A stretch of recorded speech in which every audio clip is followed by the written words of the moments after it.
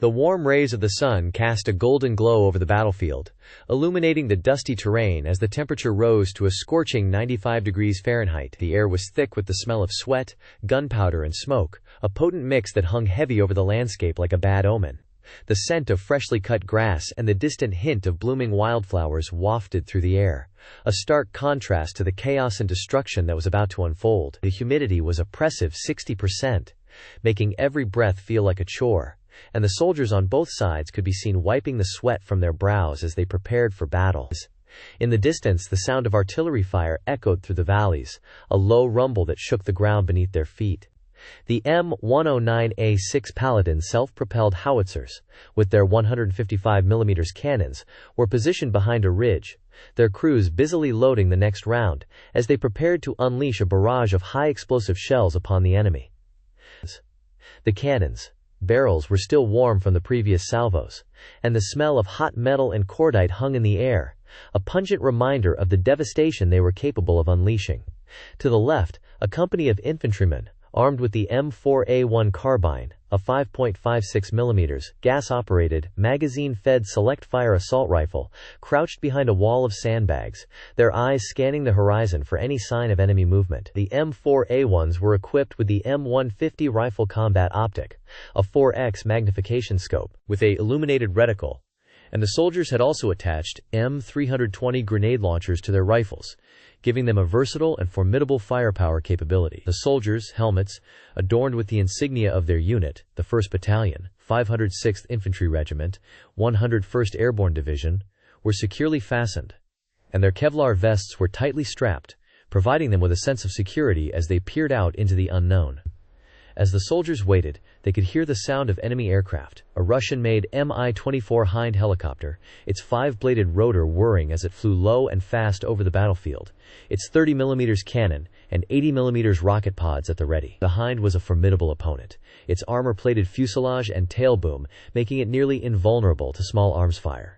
And the soldiers knew they would have to be lucky to take it down. The helicopter's pilots, trained in the art of combat flying, were experts at using the terrain to their advantage, and they flew the Hind with a precision that was both beautiful and terrifying to watch.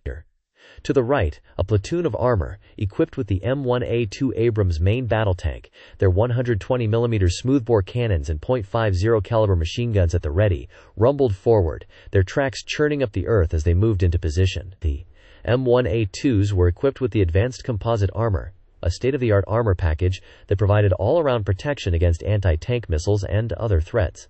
The tank's engines, a 500 horsepower AGT-1500 gas turbine, roared as they moved, and the smell of diesel fuel and hot metal filled the air, a potent reminder of the raw power that these machines represented. As the tanks moved forward, they were accompanied by a squad of infantrymen, armed with the Javelin anti-tank missile system, a fire-and-forget missile that could penetrate even the thickest armor. The Javelin's launch tube, a CLU, or Command Launch Unit, was slung over the soldier's shoulder, and the missile itself was a marvel of modern technology, with its infrared seeker and tandem warhead. The soldiers moved cautiously, their eyes scanning the terrain for any sign of enemy armor, as they provided security for the tanks as they moved into position. The battlefield was a complex tapestry of sound and smell, a kaleidoscope of sensory input that threatened to overwhelm the senses. The soldiers, trained to operate in this environment, moved with a precision and purpose, their movements choreographed to the sound of gunfire and the rumble of engines. The air was thick with tension, the sense of anticipation hanging over the battlefield like a physical presence, as the soldiers on both sides waited for the battle to begin. As the minutes ticked by, the tension continued to build, the sense of anticipation growing thicker and more palpable. The soldiers on both sides knew that the battle was about to begin, and they steeled themselves for the chaos and destruction that was to come. The sound of gunfire and explosions would soon fill the air, and the smell of smoke and sweat would hang heavy over the landscape. The battle was about to begin, and only time would tell who would emerge victorious. The M109A6 Paladins, still positioned behind the ridge, were now loaded and ready to fire, their cannons elevated to the correct angle, and their crews waiting for the order to unleash a barrage of high-explosive shells upon the enemy. The infantrymen, still crouched behind the wall of sandbags, had their rifles at the ready, their fingers resting lightly on the triggers as they scanned the horizon for any sign of enemy movement. The tanks, now in position, had their cannons and machine guns trained on the enemy, and the javelin teams were poised and ready to launch their missiles at a moment's notice. The stage was set, the players were in position, and the battle was about to begin. The sense of anticipation hung in the air like a challenge, and the soldiers on both sides steeled themselves for the fight of their lives. The next few minutes would be crucial, as the two armies clashed in a frenzy of gunfire and explosions. The outcome was far from certain, and only time would tell who would emerge victorious from the chaos and destruction that was about to unfold. The battle was about to begin, and the world held its breath, as the soldiers on both sides prepared to face the ultimate test of courage and strength. As the battle commenced, the Allied forces, comprised of infantry, cavalry, and artillery, employed a multifaceted approach to outmaneuver their adversaries. The infantry, divided into distinct battalions, advanced in a series of coordinated movements, each designed to exploit weaknesses in the enemy's defenses. The left flank, consisting of seasoned veterans, marched in a diagonal formation, angling their approach to capitalize on the high ground to their advantage. This tactical positioning allowed them to pour enfilading fire onto the enemy's exposed right flank, weakening their resolve and creating an opportunity for the Allied cavalry to strike. Meanwhile, the center battalion, bolstered by the presence of heavy artillery, pushed forward in a direct, linear formation. The artillery, precision-guided by forward observers, delivered targeted salvos that effectively breached the enemy's central strongpoints. As the artillery fire lifted, the infantry surged forward, their rifles at the ready, to consolidate the gains made by the preceding bombardment. This synchronized effort between the artillery and infantry branches exemplified the Allies' mastery of combined arms warfare, underscoring their ability to harmonize different combat disciplines to achieve a synergistic effect on the battlefield.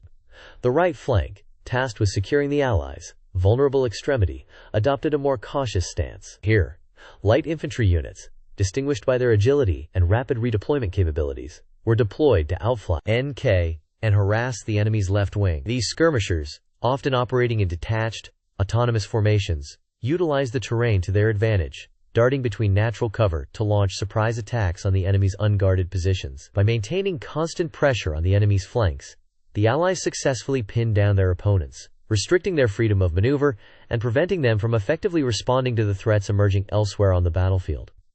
As the engagement intensified, the Allied cavalry, held in reserve until this point, began to exert its influence. Composed of heavily armored units and lighter, more agile squadrons, the cavalry was poised to deliver the decisive blow. Its commander, a seasoned veteran with an acute understanding of the evolving battlefield dynamics, waited for the optimal moment to commit his forces. This arrived when the enemy's center, already weakened by the relentless artillery bombardment and the unyielding pressure from the Allied infantry, began to show signs of fragmentation. Seizing the initiative, the cavalry commander launched his heavy squadrons in a thunderous charge, aiming directly at the heart of the enemy's disintegrating formation. The impact was immediate and devastating. The enemy lines, already strained to the breaking point, were unable to withstand the fury of the cavalry assault. As the horsemen crashed into the enemy's midst, their lances and swords rising and falling in deadly arcs, the enemy's cohesion began to disintegrate. Units that had, until this moment, held firm, began to waver, their soldiers either fleeing in panic or surrendering en masse. The Allied infantry, sensing victory within their grasp, pressed their advantage, driving forward with renewed vigor to capitalize on the chaos sown by the cavalry. In the aftermath of this pivotal engagement, the battlefield presented a scene of utter devastation. The enemy's formations lay shattered, their soldiers either killed, wounded, or taken prisoner. The Allies, though they too had suffered losses, stood triumphant, their tactics and training having borne fruit in the face of a determined adversary. The battle served as a stark reminder of the importance of adaptability, coordination, and the judicious employment of combined arms on the modern battlefield. As military historians reflect on this engagement, they are drawn to the intricate ballet of movements, the calculated risks, and the unwavering commitment to gaining a decisive victory that characterized the Allies' campaign.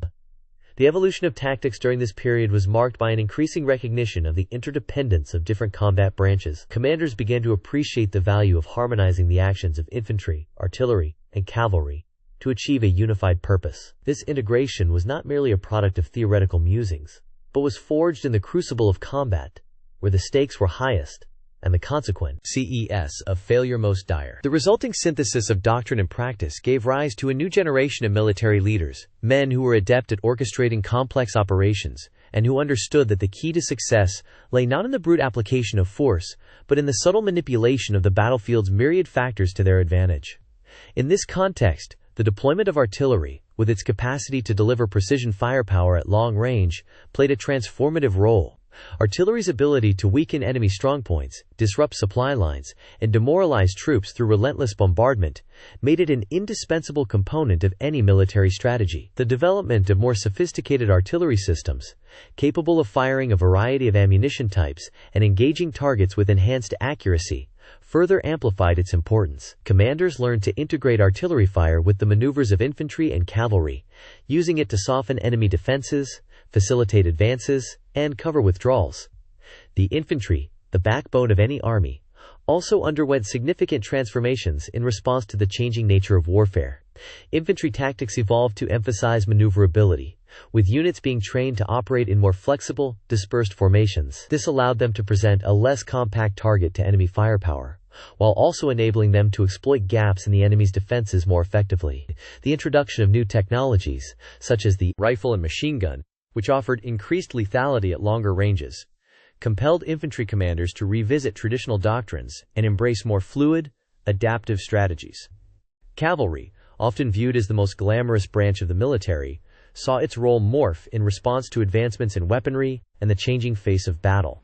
No longer could cavalry rely solely on the shock value of a massed charge to break enemy lines. Instead, cavalry units were increasingly used as mounted infantry, leveraging their mobility to rapidly redeploy, outflank, and pursue a disorganized enemy. Their traditional function as a battlefield reserve, to be unleashed at the decisive moment to deliver a crushing blow, remained intact, but this was now complemented by a more nuanced understanding of their capabilities and limitations in a modern combat environment.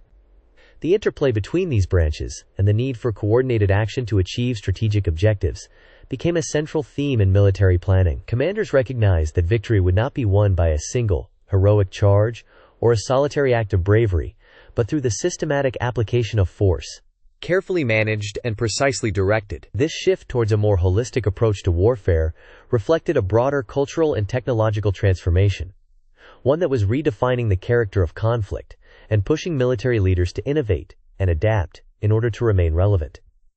As historians delve deeper into the intricacies of this conflict, they are struck by the complexity and the sheer scale of the operations involved. The battles were not simply chaotic melees, but rather intricate dances of death, choreographed by commanders who sought to impose their will upon the enemy through a combination of force, maneuver, and deception. Each element of the army played its part, from the thunder of the artillery and the dash of the cavalry to the steadfast resolve of the infantry, who bore the brunt of the fighting and upon whose shoulders the outcome of the battle ultimately rested. In this grand tapestry of war, each thread, no matter how small, contributed to the overall pattern, and the removal of any single strand could potentially unravel the entire fabric of the campaign. As the sun began to set on the battlefield, the chaos only intensified. The air was thick with the smell of smoke, sweat, and blood, and the sounds of gunfire, screams, and explosions filled the air. The troops on both sides were exhausted, but they knew they had to keep fighting if they were to emerge victorious. On the eastern flank, the Allied forces were making a push against the enemy's defenses. The M1 Abrams tanks, with their 120mm smoothbore cannons, were leading the charge, ripping through the enemy's lines with ease. The tanks, advanced armor packages, which included reactive armor and composite armor, allowed them to withstand even the most intense barrage of enemy fire. The tanks' engines roared as they moved forward, their tracks clanking against the ground, sending shockwaves through the earth.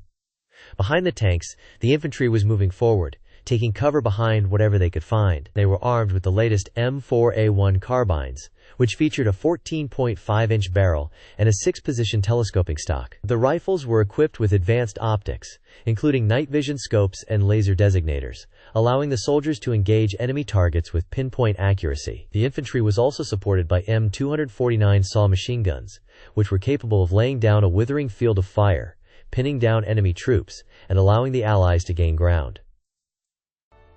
As the Allies moved forward, they were met with fierce resistance. The enemy was armed with advanced Russian-made weaponry, including the T-90 tank, which was equipped with a 125mm smoothbore cannon and advanced reactive armor. The T-90 was a formidable opponent, capable of taking out even the most heavily armored Allied tanks. The enemy infantry was also well armed, with AK-74M assault rifles and PKM machine guns, which were capable of putting out a high volume of fire. The battlefield was a scene of utter chaos, with troops on both sides fighting for their lives. The sound of gunfire was deafening, and the smell of smoke and sweat hung heavy in the air. The ground was littered with the bodies of the dead and wounded, and the cries of the injured filled the air. Despite the chaos, the Allied troops remained pushing forward with a fierce determination. To the north, the Allied air support was providing close air cover, with F-16 fighter jets screaming through the skies, their afterburners roaring as they delivered precision-guided munitions against enemy targets. The F-16s were equipped with advanced radar systems, including the AN/APG-66 radar, which allowed them to detect and engage enemy aircraft at long range. They were also armed with AGM-88 high-speed anti-radiation missiles, which were capable of taking out enemy air defenses. The enemy air defenses were putting up a fierce fight, with S-300 surface-to-air missiles rising from the ground to engage the Allied aircraft. The S-300 was a highly advanced system, capable of engaging targets at ranges of up to 150 kilometers. However, the Allied aircraft were equipped with advanced countermeasures, including chaff and flares, which allowed them to evade the enemy missiles. As the battle raged on, the logistics of the war effort were becoming increasingly complex. The Allies were relying on a complex network of supply chains to keep their troops equipped and fed. The supply chains stretched back thousands of miles, from the front lines to the factories and warehouses in the rear. The logistics teams were working around the clock to ensure that the troops had everything they needed to fight, from ammunition and fuel to food and medical supplies. The medical supplies were particularly critical, as the number of wounded continued to mount. The medical teams were working tirelessly to treat the injured, often in makeshift hospitals and aid stations near the front lines. The medical supplies included everything from basic first aid kits to advanced surgical equipment, and the medical teams were trained to deal with even the most severe injuries. Despite the challenges, the Allies were making progress, slowly but surely pushing the enemy back. The enemy was beginning to tire, their supplies dwindling as the Allies cut off their lines of communication and supply. The enemy commanders were becoming increasingly desperate, ordering their troops to fight to the last man. As the sun dipped below the horizon, the battlefield was bathed in a golden glow. The sounds of gunfire and explosions continued to echo through the air, but there was a sense of unease, a feeling that the battle was far from over. The Allies knew that they still had a long and difficult road ahead of them, but they were determined to see it through to the end. They were fighting for their country, for their freedom, and for their very way of life. In the distance, the silhouette of a city rose up, its buildings and towers reaching towards the sky like giants. The city was the key to the entire region, a strategic location that controlled the flow of trade and commerce. The Allies knew that they had to take the city if they were to win the war, and they were preparing for a final, decisive push. The troops were gathered behind TH lines, waiting for the order to advance. They were tired, hungry, and thirsty, but they were ready to do whatever it took to win. They knew that the battle would be fierce, that they would be facing some of the toughest fighting of their lives, but they also knew that they had the training, the equipment, and the determination to emerge victorious. As the night wore on, the tension continued to build. The troops were on high alert, waiting for the signal to move forward. The officers were checking and rechecking their plans, making sure that everything was in place for the final push. The logistics teams were working overtime, making sure that the troops had everything they needed to fight. In the midst of the chaos, a sense of calm was beginning to descend.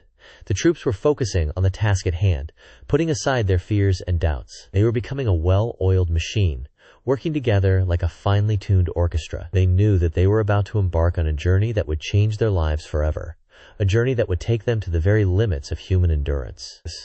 As the clock struck midnight, the battlefield was bathed in an eerie silence. The troops were waiting, watching, and waiting. They knew that the next few hours would be the most critical of the entire war, that the fate of the region hung in the balance. They were ready to do whatever it took to win, to fight to the last man if necessary. The stage was set for a final, decisive battle, that would determine the course of history. As the sun dipped below the horizon, casting a bloody orange glow over the ravaged landscape, the battle reached its crescendo. The air was thick, with the acrid smell of smoke and sweat, the stench of death hanging heavy over the trenches like a malignant specter. The earth shuddered beneath the feet of the soldiers as the artillery bombardment intensified, a relentless drumbeat of destruction that threatened to consume everything in its path. The cries of the wounded and the dying filled the air, a haunting chorus of pain and despair that seemed to come from all directions at once. The sound of gunfire and explosions was a constant, a deafening roar that made it impossible to think, to reason, to escape the maelstrom of chaos that had engulfed the battlefield. The ground was scorched and blackened, pockmarked with craters, and strewn with the twisted, broken bodies of the fallen. In the midst of this bedlam, a young lieutenant, his face smeared with dirt and blood, crouched behind a crumbling wall, his eyes scanning the horizon for any sign of the enemy. His rifle, once a gleaming instrument of war, was now smeared with mud and oil, its barrel still hot from the countless rounds he had fired into the fray. His heart pounded in his chest, a runaway drumbeat that threatened to burst free from his ribcage at any moment. To his left, a machine gunner, his face set in a grim mask of determination, poured round after round into the enemy lines, the gun's muzzle flashing like a firefly in the fading light. The sound of the gun was a steady, pulsing rhythm, a hypnotic beat that seemed to draw the enemy in, like moths to a flame. The gunner's eyes were fixed on some point in the distance, his gaze unyielding, unrelenting, as he worked the gun with a practiced ease that belied the chaos around him. Suddenly, a shell screamed in, its trajectory flat and true, striking the ground mere yards away with a deafening crash. The lieutenant felt the blast wave wash over him, a scorching wall of heat that seemed to sear the air from his lungs. He stumbled back, his vision blurring, his ears ringing from the concussion. When his sight cleared, he saw that the machine gunner was gone, vanished in an instant, leaving behind only a tangled, smoking wreck of twisted metal and flesh. The lieutenant's mind reeled, his thoughts spinning in a mad whirl of fear and confusion. He stumbled forward, his rifle clutched tightly in his hands, his eyes scanning the horizon for any sign of the enemy. The battlefield was a kaleidoscope of color and sound, a mad, swirling vortex of chaos and destruction. Everywhere he looked, he saw the fallen, the wounded, the dying. The cries of the wounded were a constant, a haunting reminder of the horrors that surrounded him. As he stumbled through the wreckage, the lieutenant saw a figure, a soldier, stumbling towards him, his face blackened with smoke, his eyes wild with fear. The soldier's uniform was torn and tattered, his helmet gone, his rifle clutched tightly in his hands. For a moment, the two men locked eyes, their gazes meeting in a flash of understanding, of shared terror. Then, in an instant, the soldier was gone, cut down by a burst of gunfire that seemed to come from nowhere and everywhere at once.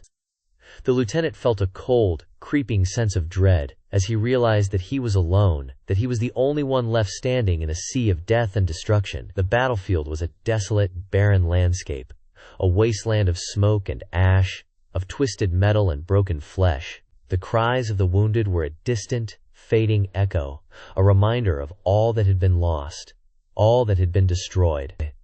And yet, even in the midst of this unutterable chaos, there was a sense of calm, a sense of detachment, a sense of observing the battle from afar, as if the lieutenant's mind had somehow separated itself from his body, allowing him to watch the carnage unfold with a dispassionate, almost clinical eye. It was as if he had transcended the battle, risen above the fray, to observe the destruction with a sense of wonder, of awe, of horror.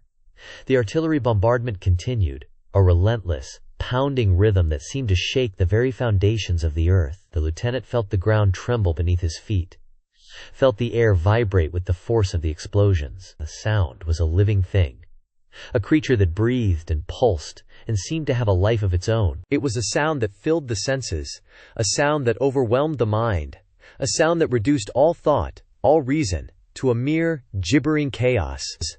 As the darkness deepened, the lieutenant felt himself becoming one with the battle, becoming a part of the landscape, a part of the chaos. He was no longer a soldier, no longer a man, but a mere, insignificant speck, A tiny, forgotten fragment of a greater, more terrible whole. The battle was a force of nature, a hurricane of steel and fire that swept all before it, leaving nothing but destruction, nothing but death, in its wake. And in the midst of this maelstrom the lieutenant found a strange, perverse sense of peace, a sense of belonging, of being a part of something greater than himself. It was a sense of oneness, with the battle, with the chaos, with the destruction. He was no longer alone, no longer afraid, for he had become one with the madness, one with the mayhem. He was a part of the battle, a part of the war, a part of the unutterable, unspeakable horror that had engulfed them all. The darkness closed in, a suffocating shroud of smoke and ash, of death and destruction. The lieutenant's vision began to blur, his thoughts to fragment, his mind to unravel. He stumbled forward, his rifle clutched tightly in his hands, his eyes scanning the horizon for any sign of the enemy. But there was nothing. Only the darkness, only the chaos, only the unutterable, unspeakable horror of the battle. And in that moment the lieutenant knew that he was doomed, that he was lost, that he was forever trapped in the abyss of war, in the madness of the battlefield. The once pristine landscape was now a gruesome testament to the brutality of war. The air reeked of smoke, sweat, and blood as the survivors stumbled through the carnage, their eyes scanning the horizon for any sign of hope. The immediate aftermath of the battle was a bleak and desolate scene, with the wounded crying out in agony and the dead lying still, their bodies torn apart by the relentless onslaught of artillery and small arms fire. Casualty reports began to filter in, each one a grim reminder of the devastating cost of the conflict. The numbers were staggering, with thousands of soldiers on both sides killed or wounded in the fighting. The medical teams worked tirelessly to tend to the injured, but their efforts were often in vain, as the sheer scale of the casualties overwhelmed their resources. Surgeons worked around the clock, amputating limbs and patching up wounds, but even their best efforts could not stem the tide of death that seemed to sweep across the battlefield like a dark and malevolent force. Individual stories of survival began to emerge, each one a testament to the indomitable human spirit that refused to be extinguished, even in the face of unimaginable horror. There was the story of Private Johnson, who had been buried alive in a trench when a shell exploded nearby, only to dig his way out and stumble back to his unit. Covered in dirt and blood but still clinging to his rifle. Then there was the tale of Sergeant Thompson, who had single-handedly held off an enemy platoon, firing his machine gun until it jammed, and then using his pistol to pick off the remaining attackers one by one. As the survivors stumbled through the wreckage, they encountered scenes that would haunt their dreams for the rest of their lives. A group of soldiers came across a crater filled with the bodies of their comrades, their faces frozen in perpetual screams of terror. Another patrol stumbled upon a makeshift aid station, where the wounded lay piled on top of each other, their moans and cries filling the air as they begged for morphine or water. The stench of death and decay hung over the battlefield like a shroud, a constant reminder of the terrible price that had been paid in blood and sacrifice. Despite the overwhelming devastation, there were moments of humanity that pierced the darkness. A medic was seen cradling a dying soldier in his arms, tears streaming down his face as he whispered words of comfort in the young man's ear. A group of soldiers shared what little food and water they had, bonding over their shared experience of survival. Even in the midst of such unmitigated disaster, there were glimpses of compassion and kindness that reminded the survivors that they were still human beings, not just automatons driven by a desire to kill. As the days passed, the survivors began to take stock of their situation. They were exhausted, hungry, and demoralized, but they were not yet defeated. They knew that they had to keep moving, to find a way to escape the killing zone and regroup with what was left of their unit. It was a daunting task, but they steeled themselves for the journey ahead, drawing on every last ounce of strength and courage they possessed. They moved through the ruins of the battlefield, avoiding the enemy patrols that still prowled the area, searching for stragglers to capture or kill. The sun beat down on them, relentless in its ferocity, as they trudged through the mud and the blood-soaked earth. They were a bedraggled and battered bunch, their uniforms torn and tattered, their faces gaunt and exhausted. But they refused to give up, driven by a fierce determination to survive and to emerge victorious from the carnage. They knew that the road ahead would be long and hard, but they were ready to face whatever challenges lay in store, armed with nothing but their rifles, their courage, and their unyielding commitment to one another. As they walked, they stumbled upon the remnants of a village, its buildings reduced to rubble and ashes. The streets were empty and silent, the only sound the crunch of gravel beneath their feet. They moved cautiously, scanning the surroundings for any sign of danger, their senses heightened as they navigated the desolate landscape. It was a scene of utter desolation, a testament to the destructive power of war and the devastating impact it had on innocent civilians. The survivors exchanged glances, their faces etched with a mix of emotions, sadness, anger, and frustrations. They knew that they were not just fighting for their own lives, but for the lives of those who had been caught in the crossfire. The innocent men, women, and children who had been torn from their homes and their families by the conflict. They thought of their own loved ones, their wives and children, their parents and siblings, and the thought of what they might be going through back home filled them with a renewed sense of purpose. As they continued on their journey, they encountered more and more survivors, each with their own story of hardship and struggle. There was the young lieutenant who had lost his entire platoon in a single day, and was now left to grapple with the guilt and the grief of being the sole survivor. There was the medic, who had spent hours tending to the wounded, only to see them die one by one, their bodies piling up around him like so much discarded rubbish. And there was the private, who had been separated from his unit, and was now wandering the battlefield alone, searching for any sign of his comrades. Each of these stories was a testament to the human cost of war, a reminder that the conflict was not just about armies and generals, but about ordinary people who had been caught up in the maelstrom. They were stories of courage and sacrifice, of fear and survival, of the resilience of the human spirit in the face of unimaginable adversity. And as the survivors shared their tales, they found comfort in the knowledge that they were not alone, that they were part of a larger community that had been forged in the fire of war. The journey was long and arduous, but the survivors pressed on, driven by a fierce determination to survive. They knew that the road ahead would be fraught with danger, but they were ready to face whatever challenges lay in store. They were a band of brothers, bound together by their shared experience of combat, and they would stop at nothing to emerge victorious from the carnage. As they walked, they sang softly to themselves, their voices barely audible over the sound of their footsteps. It was a haunting melody, a lament for the dead and the dying, and a testament to the unbreakable bond that existed between the survivors. As we conclude our examination of the historical events that have shaped the world, it is evident that the long-term geopolitical impact has been profound. The intricate web of alliances, rivalries, and conflicts has led to a complex landscape that continues to evolve to this day. The consequences of these events have been far-reaching, with effects on global politics, economies, and societies that are still being felt. One of the most significant legacies of these events is the modern system of international relations. The emergence of new global powers, the rise of nationalism, and the decline of colonial empires have all contributed to a shift in the balance of power. This, in turn, has led to the development of new institutions, agreements, and norms that govern international relations. The United Nations, the European Union, and the Bretton Woods system are just a few examples of the many organizations and frameworks that have been established to promote cooperation, stability, and peace. However, despite these efforts, the world remains a volatile and unpredictable place. The legacy of historical conflicts continues to simmer, with many disputes and tensions remaining unresolved. The Middle East, for example, remains a hotspot of conflict, with the Israeli-Palestinian dispute, the Syrian civil war, and the Iranian nuclear program all contributing to regional instability. Similarly, the Korean peninsula remains a source of tension, with the ongoing standoff between North and South Korea and the threat of nuclear proliferation.